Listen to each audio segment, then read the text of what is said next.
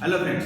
तो आज एक बार फिर हम लोग एक नए सेशन की शुरुआत करने जा रहे हैं, जिसमें आपको जैसा कि जान रहे हैं कि डेली 50 क्वेश्चन का एमसीक्यू चलाया जा रहा है। उसमें अभी पॉलिटी का सेशन चल रहा है, तो आप लोग लगातार इसको देखते रहें और साथ ही साथ आप लोग इसमें ज़्यादा टाइम देने की ज़रूरत नहीं है। 50 क्वेश्चन का एमसीक्यू कम से मैक्सिमम 20-25 मिनट में आपके हो जाते हैं। तो इसके लिए आप एक लेजर टाइम का यूज करें, जैसे कि आप खाना खा रहे हैं, ब्रेकफास्ट कर रहे हैं, उस टाइम इसको यूज करें। और ये जो टेस्ट चल रहा है वो स्पेशली झारखंड पुलिस के लिए चलाया जा रहा है और साथ ही साथ जो एमसीक्यूज है वो जेपीएससी, झारखंड बाल सिपाही, एसएससी, अग्निवीर, इन सभी में काम करेगा। लेकिन अभी में प्राइम फोकस है उन छात्रों के लिए है जो अभी झारखंड पुलिस की जो तैयारी कर रहे हैं। चलिए, तो हम लोग ज़्यादा बात न करते हुए, और ये गुरुकुल विजन एकेडमी की तरफ से एक छोटा सा प्रयास है जिसका आप सभी फायदा उठाएं। तो चलिए हम लोग ज़्यादा टाइम न लेते हुए और लगातार सेशन को स्टार्ट करते हैं। तो देखिए, जैसा कि मैंने बताया कि आप लोग को 51 क्वेश्चन का सेट कल हो चुका है। ठीक है, तो फर्स्ट क्लास में आपको कितना का सेट हो चुका है? 51 क्वेश्चन का सेट हो चुका है।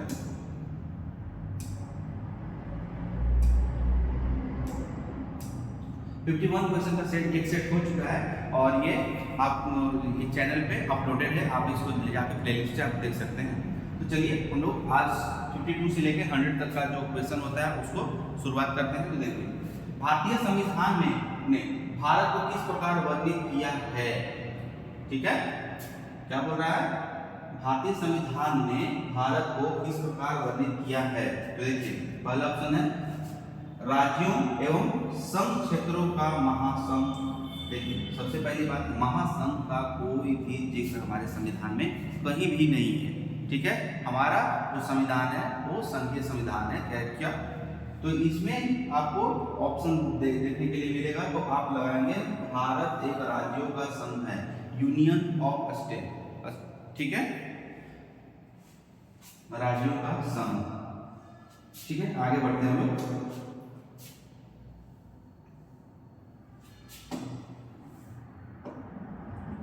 जैसा कि देखिए, अब यहाँ पे क्या बोलता है, भारत को एक गणराज्य मुख्य रूप से इसलिए माना जाता है क्योंकि, गणराज्य क्यों माना जाता है? गणराज्य क्या होता है? ठीक है, जहां जनता के द्वारा चुने हुए प्रतिनिधियों के द्वारा जहां शासन चलाया जाता है। गणराज्य यानी गण मतलब जनता, जनता का राज होगा। इसमें से आप बस उससे देख लीजिए।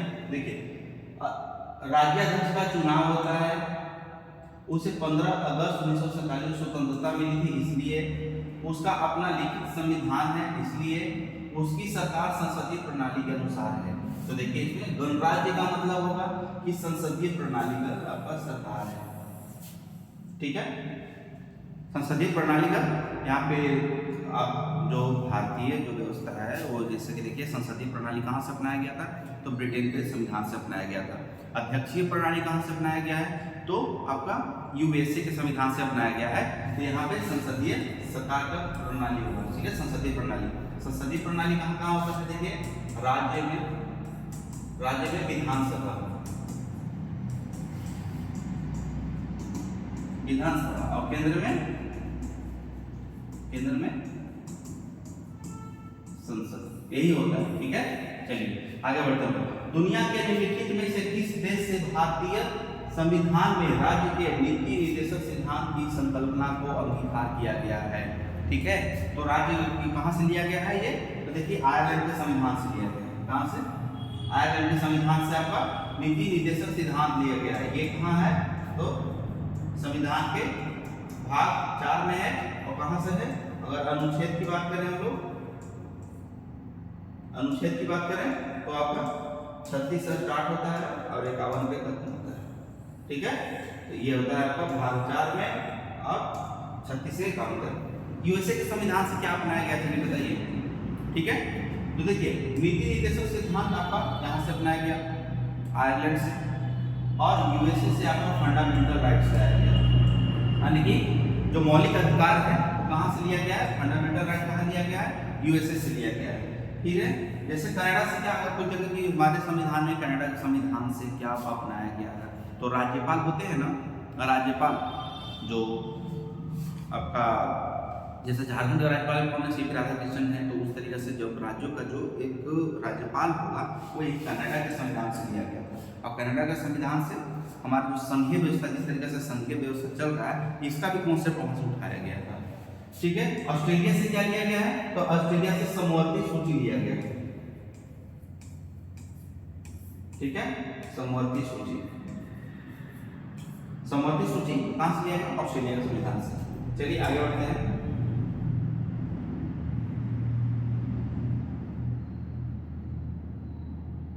देखिए यहां पे क्या है, भारतीय संविधान की प्रस्तावना में धर्मनिरपेक्ष शब्द, ठीक है, कब जोड़ा गया था। ठीक है, देखिए 42वां संविधान संशोधन 1976 में जोड़ा गया था। कब जोड़ा गया था, 1976 में जोड़ा गया था, 42वां संविधान संशोधन के द्वारा। ठीक है, भारतीय संविधान की प्रस्तावना में निम्नलिखित में से किस शब्द का उल्लेख नहीं है।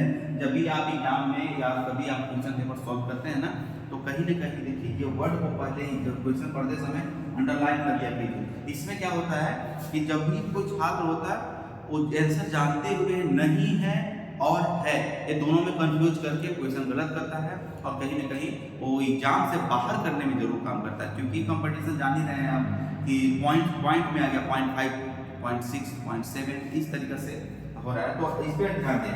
तो देखिए भारतीय संविधान की प्रस्तावना में उल्लेख नहीं किया गया है। ठीक है, उल्लेख नहीं किया गया है, तो न्याय किया गया है, घातीत्व किया गया है, समानता, आपका वयस्क मताधिकार नहीं किया गया। अगर इस तरीके से अगर हम लोग देखें, वयस्क मताधिकार भी नहीं दिया गया है और समानता की स्थिति भी नहीं दिया गया है। समानता की स्थिति आपका दिया गया है आर्टिकल 14 में, लेकिन जब आप इसके डीप में जाके पढ़ेंगे, जब प्रस्तावना पछा से पढ़ेंगे, तो वहां आपको समानता का अधिकार आपको देखने को मिलता है।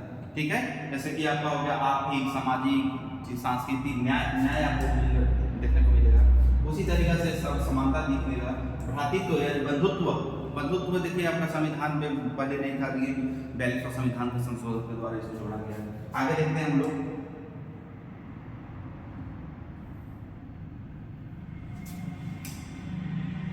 ठीक है, भारत में राजनीतिक शक्ति का स्रोत क्या है। राजनीतिक शक्ति का स्रोत क्या है, आप लोग संविधान मानते हैं। ठीक है, लेकिन ये संविधान नहीं है, हम लोग यानी कि भारत की जनता। संविधान का स्रोत कौन है, भारत की जनता है। भारत की जनता ही संविधान का स्रोत है। आगे देखिए, हमारे संविधान में मूल अधिकार कहां से अपनाया गया था, तो जैसा कि अभी बताया था आप लोगों को कि यूएसए, संयुक्त राज्य अमेरिका से अपनाया गया था। संसदीय प्रणाली कहां से अपनाया गया है, संसदीय प्रणाली आपका यूनाइटेड किंगडम से अपनाया गया है। ठीक है, कनाडा से आपका राज्यपाल की शक्ति अपनाया गया है। और देखिए किसी भी देश के साथ हम किस तरीके से रिलेशन रखते हैं, यानी तटस्थता। जैसे मान लीजिए भारत को बोला जाता है ना कि पेंडुलम है, ऐसे है। ठीक है, कभी पूंजीवादी अर्थव्यवस्था यानी अमेरिकन या पश्चिमी देश के साथ में जब भी कुछ होता है और लगता है कि हमें पश्चिम की तरफ जाना चाहिए, तो आराम से सिद्ध हो जाएगा। ठीक है, उसके बाद अगर फिर आ जाएगा, इसके बाद लगेगा कि नहीं हमको समाजवादी अर्थव्यवस्था की तरफ जाना है, तो फिर अगर रसिया की तरफ से अगर कुछ प्रेशर आता है या रसिया की तरफ से कुछ अपॉर्चुनिटी आता है, तो फिर हम लोग रसिया की तरफ जाएंगे। यानी कि पेंडुलम की तरफ भारत इस तरीके से होते रहता है और अपना काम निकालते रहता है। तो किसी भी देश के साथ तटस्थता यानी कि अस्थिरता बनाए रखने के लिए, किसी भी देश के साथ किस तरीके से रिलेशन बनाकर रखना है, उसके लिए स्विट्जरलैंड के संविधान से अपनाया गया था। ठीक है, याद रखिएगा स्विट्जरलैंड के संविधान से। अगर क्वेश्चन पूछ दे कि भारतीय संविधान में तटस्थता यानी किसी भी देश के साथ तटस्थ रहने के लिए नीति किस संविधान से अपनाया गया था, तो वह स्विट्जरलैंड के संविधान से अपनाया गया था। ठीक है, भारतीय संविधान का ढांचा तैयार करने के लिए ना हमने संघीय व्यवस्था की योजना किस देश से अपनाया था, याद रखिएगा संघीय। ठीक है, अभी बताया था ना आपको, संघीय व्यवस्था कहां से, कनाडा से अपनाया गया है। भारतीय संविधान, ठीक है, सबसे बताती है कि यूएसए फंडामेंटल राइट्स, संसदीय प्रणाली, तटस्थता की नीति और ये आपका होता है संघीय व्यवस्था। भारतीय संविधान भारत का वर्णन किस रूप में करता है, बताया था ना, राज्यों का संघ। ठीक है, राज्यों का संघ है, यूनियन ऑफ स्टेट। आगे देखिए,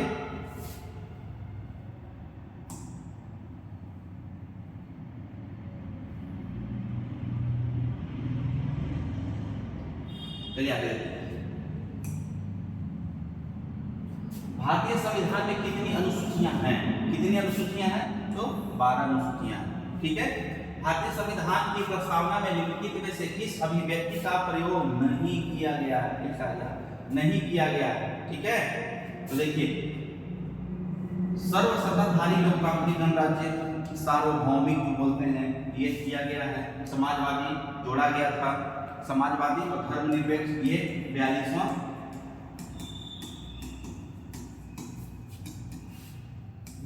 संविधान संशोधन के द्वारा 1976 में ना 1976 में जोड़ा गया था। उसी तरीके से संघीय व्यवस्था यानी कि भारतीय संविधान में संघीय व्यवस्था का जिक्र नहीं किया गया अपना प्रस्तावना में नहीं किया गया। वैसे तो भारतीय संविधान पूरा तरीके से संघ पर ही व्यवस्थित है। संघीय व्यवस्था एक आपूर्ण व्यवस्था, जब हम लोग आगे देखेंगे तो वहां पे हम लोग उसको क्लियर करेंगे। ठीक है, आगे देखते हैं हम लोग।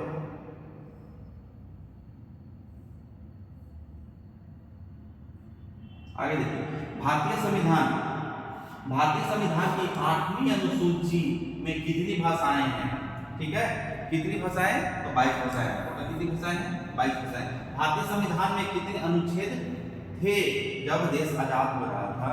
जब देश आजाद हुआ था, जब संविधान को अपनाया गया 26 नवंबर 1950 को अपनाया गया था, उस समय कितने अनुच्छेद थे? 395। ठीक है, 395 अनुच्छेद थे। और अभी अप्रोक्स आपका 450 हो चुका है। अनुच्छेद कितना हो जाए? 450, 445 यही अराउंड अभी है। ठीक है। संविधान की प्रस्तावना में भारत को कहा गया है, क्या कहा गया बताइए? सर्वसत्ताधारी, लोकतांत्रिक, समाजवादी, धर्मनिरपेक्ष गणराज्य कहा गया है, या ठीक है, या समाजवादी, लोकतांत्रिक, धर्मनिरपेक्ष गणराज्य कहा गया है, लोकतांत्रिक, सर्वसत्ताधारी, धर्मनिरपेक्ष, समाजवादी कहा गया है, या सर्वसत्ताधारी यानी सार्वभौमिक, समाजवादी, धर्मनिरपेक्ष, लोकतांत्रिक गणराज्य का आपका आंसर डी होगा। ठीक है। उसी तरीके से भारतीय संविधान की संघ सूची में विषयों की संख्या कितनी है? कितना है? कहाँ बता रहा है? संघ सूची में, याद रखिएगा, संघ सूची में कितना है? संघ सूची में आपका 97 है। ठीक है। राज्य सूची में कितना है? राज्य सूची में 61 और समवर्ती सूची में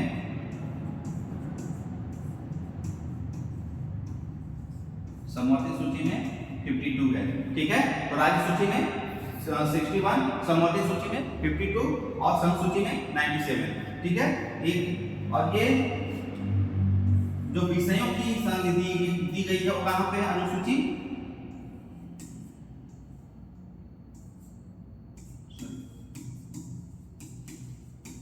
अनुसूची 7। ठीक है।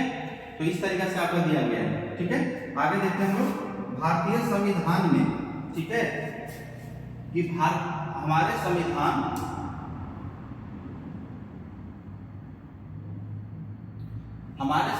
में हमारे नीति निर्देशक के सिद्धांत, ठीक है, की अवधारणा कहां के संविधान से ली गई है? तो जस्ट बताया था आयरलैंड के संविधान से। हमारे संविधान की प्रस्तावना में कोई उल्लेख नहीं है। ठीक है, उल्लेख नहीं है। इसका उल्लेख नहीं किया गया है, बताइए। ठीक है, बताया था वयस्क मताधिकार का। ठीक है, इसका नहीं किया, उल्लेख नहीं किया गया। वयस्क मताधिकार का जो उल्लेख है वो नहीं किया गया है। आगे देखते हैं हम लोग।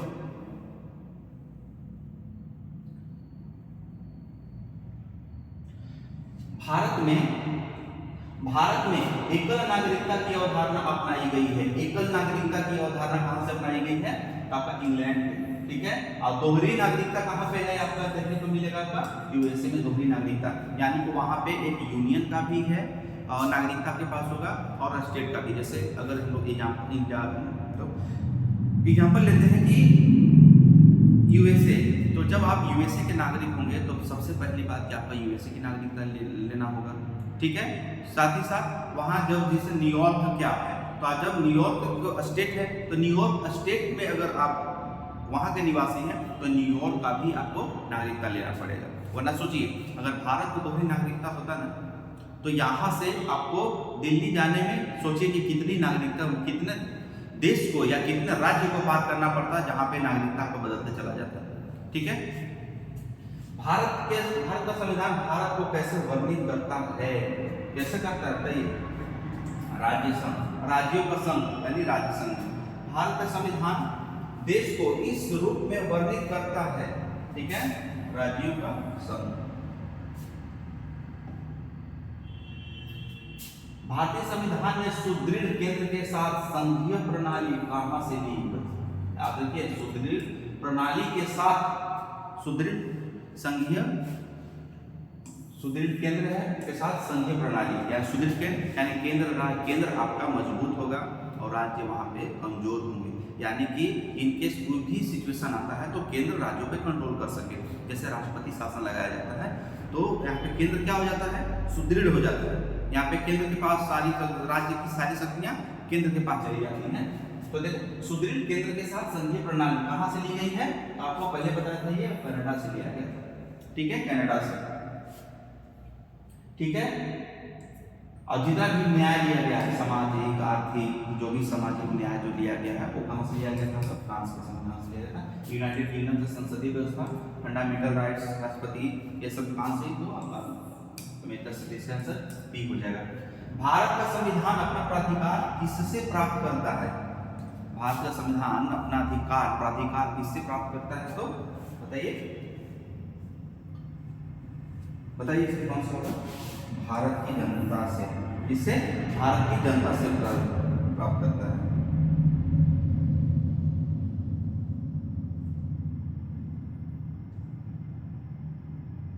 आगे देखते हैं हम लोग।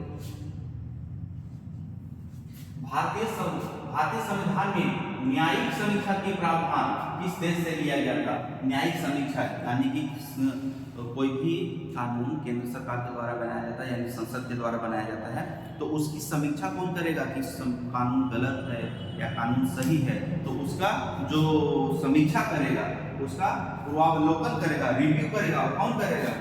तो अपना सुप्रीम कोर्ट, हाई कोर्ट यही करेंगे। सुप्रीम कोर्ट तो कौन करेगा? कहां से लिया गया है? तो ये यूएसए के संविधान से लिया गया है। कहां से? यूएसए के संविधान से लिया गया है। ठीक है, संविधान के उद्देशिका में समाजवादी और पंथ निरपेक्ष शब्द किसके द्वारा जोड़ा गया था?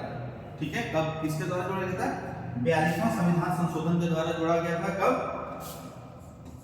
1976 में जोड़ा गया था। कब जोड़ा गया था? 1976 में। सर्व सत्ता संपन्न संसद की अवधारणा किस देश से ली गई थी? सर्व सत्ता संपन्न संसद की अवधारणा, याद रखिएगा, कौन सा? संसद की अवधारणा कहां से लिया गया था? अपना इंग्लैंड के संविधान से। ठीक है, कहां से? इंग्लैंड के संविधान से संसदीय व्यवस्था लिया गया, और अध्यक्षीय व्यवस्था कहां से लिया गया था? यूएसए के संविधान से लिया गया।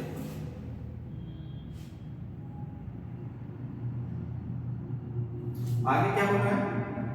राष्ट्रपति द्वारा राज्यसभा के सदस्यों के नामांकन का नियम किस देश से लिया गया है? कहां का? राज्यसभा ना। ठीक है, तो राज्यसभा का नामांकन कहां से लिया गया है? संयुक्त राज्य अमेरिका, कनाडा, संयुक्त राज्य अमेरिका, आयरलैंड, दक्षिण अफ्रीका, फ्रांस। तो ये आपका दक्षिण अफ्रीका से लिया गया है। ठीक है, दक्षिण अफ्रीका से लिया गया है। और राज्यसभा में सदस्यों की संख्या कितनी होनी चाहिए, क्या होना चाहिए, वो संविधान के अनुसूची आपका 4 में दिया गया।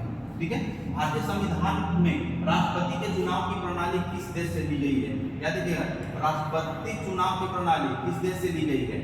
चलिए बताइए, राष्ट्रपति चुनाव कैसे होगा, क्या कितना होगा? तो आपका यूएसए से लिया गया।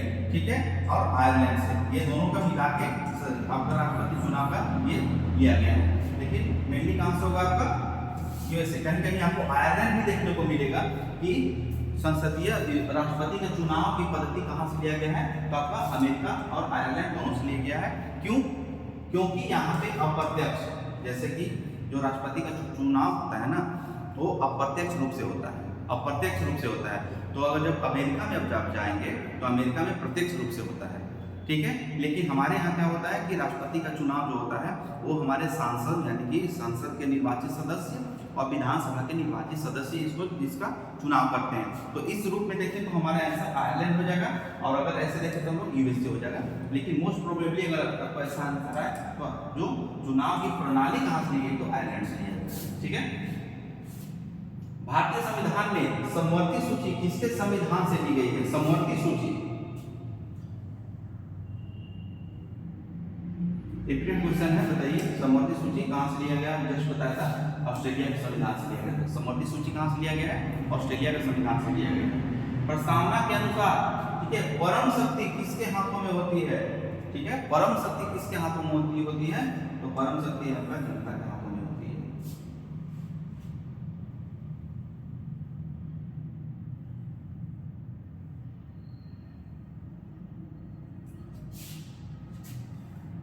भारत में सरकार की संसदीय प्रणाली इसलिए है क्योंकि, ठीक है, संसदीय प्रणाली इसलिए है क्योंकि बताइए, लोकसभा को जनता द्वारा सीधे चुनाव होता है। ठीक है। संसद संविधान में संशोधन कर सकती है। राज्यसभा को भंग नहीं किया जा सकता है। लोकसभा में मंत्रिपरिषद उत्तरदायी है। देखिए बताइए संसदीय प्रणाली क्यों कहा जाता है? संसदीय प्रणाली क्यों कहा जाता है? देखिए कॉन्सेप्चुअल क्वेश्चन है, ठीक ना। तो इसमें दो, पहली बात तो ये होगा लोकसभा को जनता द्वारा ही सीधे चुना जाता है, इसलिए संसदीय प्रणाली है। क्योंकि संसदीय प्रणाली में क्या होता है? प्रतिनिधित्व प्रणाली होता है। तो इसका आंसर आपका ये हो जाएगा। इनकेस अगर ये क्वेश्चन ना रहे तो देखिए आपका फिर ये क्वेश्चन होगा। ये जो क्वेश्चन जो दिख रहा है ना, जस्ट ऐसा ही क्वेश्चन थोड़ा सा कॉन्सेप्ट चेंज करके आपको आईएएस प्रीलिम में पूछा गया था। 2018 का क्वेश्चन पूछा गया था। तो ये ऐसा जो क्वेश्चन बहुत ज्यादा कॉन्सेप्चुअल होता है, तो इन सब क्वेश्चनों पर आपको ध्यान देना पड़ेगा। अगर श्योर शॉर्ट है तो आप इसको मार्किंग क्वेश्चन पे निकले, और नहीं अगर कहीं नेगेटिव मार्किंग होता है तो वहां पे ऐसा क्वेश्चन से बचना चाहिए। ठीक है। निम्न में से कौन सी भारतीय संविधान की विशेषता नहीं है? ठीक है, भारतीय संविधान की विशेषता नहीं है, बताइए। देखिए सरकार के संसदीय रूप है, न्यायपालिका की स्वतंत्रता है, ठीक है, सरकार का आध्यात्मिक रूप नहीं है, यही आपका आंसर हो गया, नहीं है। और संघीय सरकार तो आपका है, तो इसमें कौन सा आंसर हो जाएगा आपका? इसका ये हो जाएगा, यानी कि सी नंबर आपका आंसर हो गया। आगे क्वेश्चन दिया है, भारत के संविधान में संघीय शब्द का प्रयोग कहां हुआ है? बताइए संघीय शब्द का प्रयोग कहां हुआ है? संघीय शब्द का प्रयोग कहां होता है? तो हम लोग देखेंगे संविधान में कहीं भी संघीय शब्द का प्रयोग नहीं किया गया। भारत राज्यों का संघ होगा ये बोला गया है, लेकिन संघीय होगा ये नहीं बोला गया, या कहीं कहीं हम लोग इसको अर्ध संघीय भी बोलते हैं। ठीक है, तो कहीं नहीं किया गया है। ठीक है, भाग 3 में आपका क्या है? भाग 3 में आपका फंडामेंटल राइट है। यहाँ पे क्या होगा कि अमेंडमेंट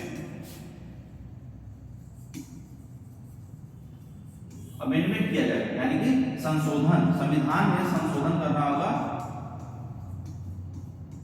जब संविधान में संशोधन करना होगा तो आपको आर्टिकल 368 का प्रयोग किया जाएगा। और प्रस्तावना तो जाने हैं, प्रस्तावना तो आपका क्रक्स है, कंक्रीट ऑफ द कॉन्स्टिट्यूशन बोला जाता है इसको। ठीक है, भारतीय संविधान के अनुच्छेद में यह घोषणा की गई है कि इंडिया अर्थात भारत, ठीक है, इंडिया अर्थात भारत क्या होगा? तो राज्यों का संघ होगा। देखिए ये जो वर्ड है ना, इसको याद कर लें आप लोग। इंडिया अर्थात भारत राज्यों का संघ होगा। ठीक है,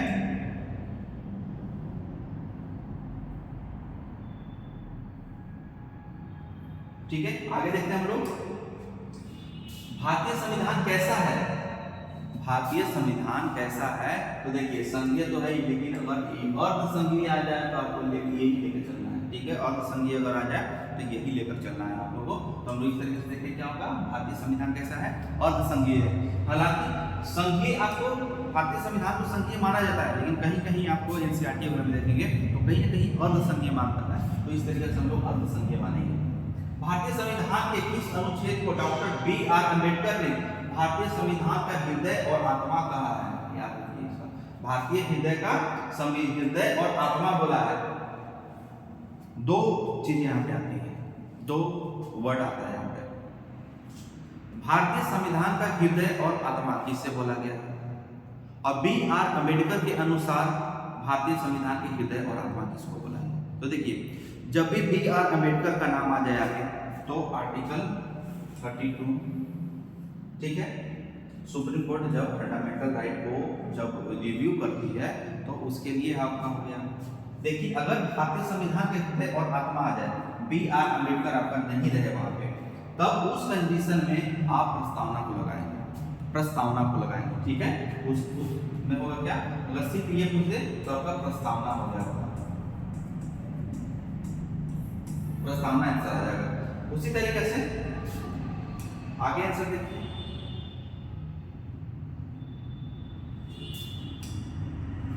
सामाजिक न्याय का क्या अर्थ है? देखिए, सामाजिक न्याय का क्या अर्थ है? सामाजिक न्याय सभी को समान आर्थिक अधिकार मिले, यहाँ पे आर्थिक आ गया तो नहीं होगा। सभी को समान राजनीतिक अधिकार मिले, हाँ उस हद तक हो सकता है। नस्ल जाति नस्ल रंग लिंग आधारित सभी प्रकार का भेदभाव दूर होना चाहिए, हाँ ये भी हो सकता है। सभी को धर्म की स्वतंत्रता, यानी धर्म की स्वतंत्रता आ गया तो ये आंसर नहीं होगा, ठीक है। आर्थिक आ गया तो ये नहीं होगा। सभी को समान राजनीतिक अधिकार मिले, यानी कि सामाजिक न्याय है। तो देखिए, इसमें सबसे अच्छा कौन सा आंसर होता है बताइए आपको? जाति नस्ल रंग और लिंग, क्योंकि ये क्वेश्चन कंफ्यूज कर रहा है आपको। जब क्वेश्चन कंफ्यूज करे तो वहां पे थोड़ा सा रुक के अच्छा से देखिए। जाति नस्ल रंग लिंग आधारित सभी प्रकार का भेदभाव दूर होना चाहिए, ठीक है। तो ये आपका हो गया आपका आंसर इसका सामाजिक न्याय। इससे हो गया कि सभी को समान राजनीतिक अधिकार मिलना चाहिए, इसका आंसर डी होगा, ठीक है।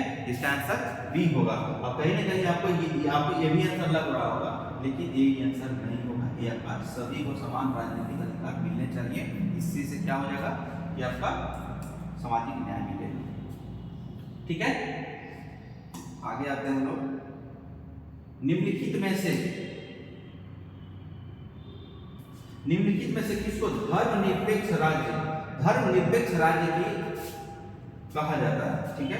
इसको धर्मनिरपेक्ष राज्य कहा जाएगा।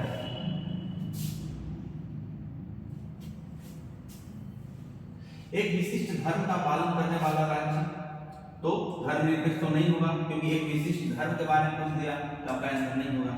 धर्म विरोधी राज्य नहीं, धर्म का विरोध करेगा राज्य, धर्मनिरपेक्ष हो ही नहीं सकता।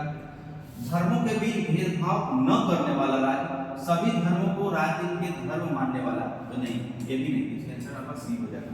यानी कि किसी भारत जैसे है ना, कि जैसे कि आप देखिए जब पश्चिमी देश में जाएंगे तो पश्चिमी देश में यानी कि वेस्टर्न कंट्री में जब जाएंगे तो वहाँ पे आप देखिएगा कि रिलीजन को और पॉलिटिक्स को, यानी स्टेट और रिलीजन दोनों को ना सेपरेट करके रखा है। न धर्म में राज्य जाएगा और न राज्य में धर्म आएगा। लेकिन भारत में क्या है कि आप किसी भी धर्म को मान सकते हैं, किसी भी धर्म का प्रचार कर सकते हैं, या कुछ भी आप धर्म से रिलेटेड कर सकते हैं, ऑर्गेनाइजेशन लगा सकते हैं और आप स्कूल कॉलेजेस खोल सकते हैं, कोई दिक्कत नहीं कीजिए। लेकिन इनकेस अगर आप राज्य के नीतियों में हस्तक्षेप करते हैं, वो भी राजनीतिक जो संगठन है, धार्मिक संगठन, वो राज्य की नीतियों में हस्तक्षेप करता है या दूसरे धर्मों को आद करता है, तो उस कंडीशन में क्या होगा कि आपका जो स्टेट होगा वो आगे इंटरफेयर करेगा, ठीक है। तो आपका ये हो जाएगा आपका धर्मों के बीच भेदभाव न करने वाला राज्य। संविधान के अंतर्गत सभी लोकतंत्र के आदर्शों को हम न कहाँ देखते हैं? संविधान के अंतर्गत सभी लोग आदर्श जारी रहे, एक ही चीज हो सकता है, इसका प्रस्तावना आंसर होगा। विधि का शासन की संकल्पना कहाँ के संविधान से अपनाई गई थी? विधि का शासन मूवी देखे हैं बाहुबली, विधि का शासन, मेरा वचन ही मेरा शासन, ठीक है। ये कहाँ से लिया गया? विधि का शासन कहाँ से आपका लिया गया था? ब्रिटेन से लिया गया।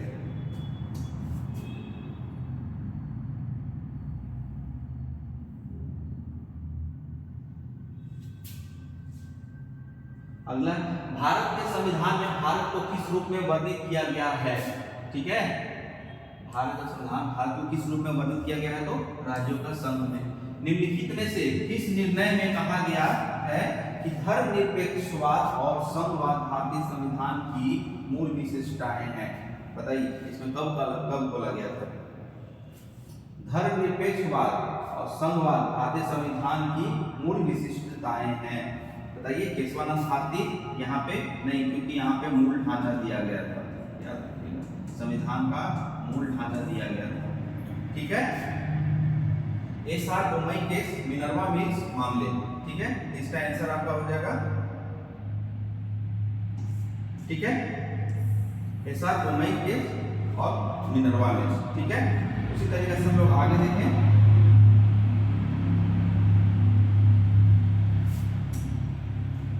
आधारित लोकतंत्र किससे संबंधित है?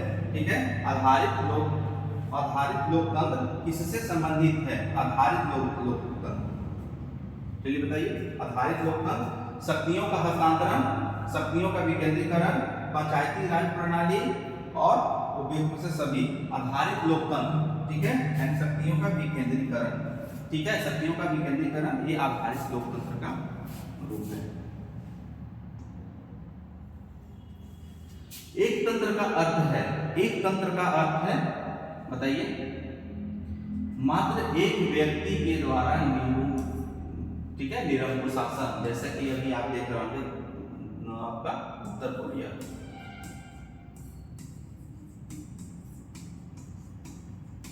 उत्तर कोरिया में क्या है अभी आपका निरंकुश शासन तंत्र है। सर्वजनीन यानी सार्वभौमिक वयस्मताधिकार दर्शाता है कि भारत एक ऐसा देश है जो जो जो क्या चाहिए, लोकतांत्रिक देश है। ठीक है, लोकप्रिय संप्रभु क्या है?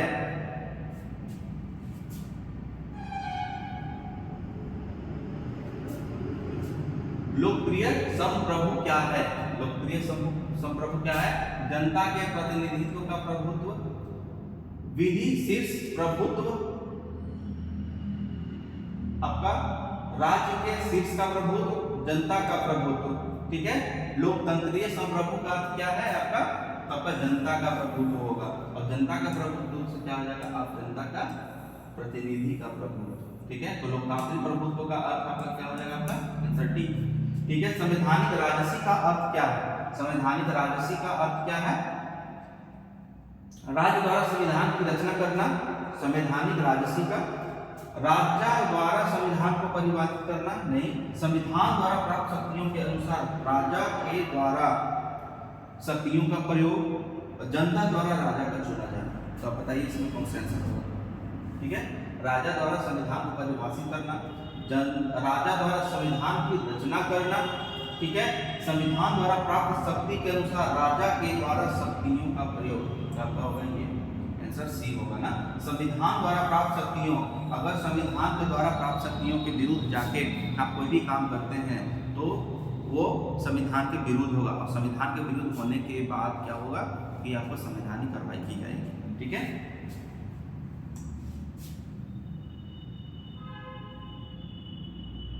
देखिए, सरकार के संसदीय रूप का विचार कहां से लिया गया है? ठीक है, क्या पूछ रहा है? सरकार के संसदीय रूप का विचार कहां से लिया गया है? आपका ब्रिटेन का। ठीक है, ब्रिटेन से लिया गया है। किस तंत्र में कुछ लोग अधिक लोगों पर शासन करते हैं? बताइए, एक तंत्र में। ठीक है, एक तंत्र में। तो इस तरीके से आज हम लोग जो 50 क्वेश्चन का जो सीरीज था वो हम लोग आज यहीं पे समाप्त करते हैं। और पर डे आपको इस तरीके से भी पॉलिटी का सेशन चलाया जा रहा है, तो आप ज़्यादा से ज़्यादा इस चीज़ को पढ़ने की कोशिश करें, बार बार रिवीजन करें, ताकि आपके जहन में अच्छा तरीका से बैठ जाए, और जब आप एग्जाम में जाए तो ये या इस जो भी रिलेटेड फैक्ट्स हैं, जैसा कि मैं आपको बता रहा हूँ कि जैसे कुछ बताया है, जैसे कि संसदीय रूप कहाँ से लिया गया, तो ये ब्रिटेन से लिया गया, अगर कुछ जगह फंडामेंटल राइट कहाँ से लिया गया, अमेरिका से लिया गया। ठीक है, नीति निर्देशक सिद्धांत कहाँ से लिया गया, तो आयरलैंड से लिया गया। ठीक है, तो इस तरीके से जिस तरीके से बताया जा रहा है आप उसको आप देखें। समाजवादी जो व्यवस्था भारत में जैसा है वो कहाँ से लिया गया था, तो आपका रूस से लिया गया था। तो इस तरीके से कुछ जो आपका पेरिफेरल नॉलेज जिसको बोलते हैं, ठीक है, जो पेरिफेरी में चल के आपको जो नॉलेज मिल रहा है, इसका भी यूज करके आप कहीं ना कहीं आपके एग्जाम में ये मदद करेगा। तो चलिए आप हम लोग इस सेशन को यहीं पर स्टार्ट करते हैं, और ज़्यादा से ज़्यादा आप लोग इस चैनल को सब्सक्राइब करें और ये शेयर करें, और गुरुकुल विजन अकेडमी में आकर यहाँ पे एनरोल कराकर यहाँ पे आप ऑफलाइन बैच भी चल रहा है, उसमें आप पढ़ें और ज़्यादा से ज़्यादा फ़ायदा उठाएं। बस हम लोग का मकसद यही है कि जो बच्चे हैं जिनको क्वालिटी एजुकेशन नहीं मिल पा रही है उसको उन लोगों को क्वालिटी एजुकेशन दें और ज़्यादा से ज़्यादा सिलेक्शन उन लोगों का हो। चलिए तो फिर से नमस्कार, धन्यवाद।